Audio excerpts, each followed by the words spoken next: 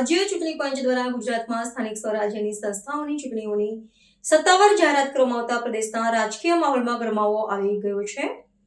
સરકારના પ્રવક્તા મંત્રી જીતુ વાઘાણીએ આ નિર્ણયને આવકારતા જણાવ્યું છે કે લોકશાહીના મહાપર્વમાં પ્રથમ વખત એક સાથે 10,000 પ્રતિનિધિઓની પસંદગી થશે.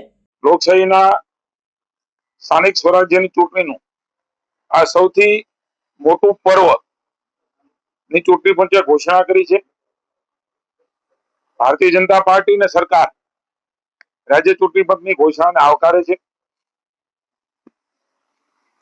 ખૂબ ટૂંકા સમયની અંદર એક સાથે આટલી મોટી ચૂંટણી યોજવાનું પણ ઘણા વર્ષો પછી કદાચ ગુજરાતને ઐતિહાસિક ગૌરવ પ્રાપ્ત થયું છે. હું એવું માનું છું કે જે પ્રકારે રાજ્ય ચૂંટણી પંચે ઘોષણા કરી છે, આપણે જાણીએ છીએ કે ખૂબ લાંબી ચૂંટણીની તારીખો હોય છે ત્યારે સામાન્ય જનતા, એડમિનિસ્ટ્રેશન, રાજ્યનું વહીવટી તંત્ર, વિકાસ, આ બધામાં કંઈક નાનો મોટો વિક્ષેપ આવતો હોય છે.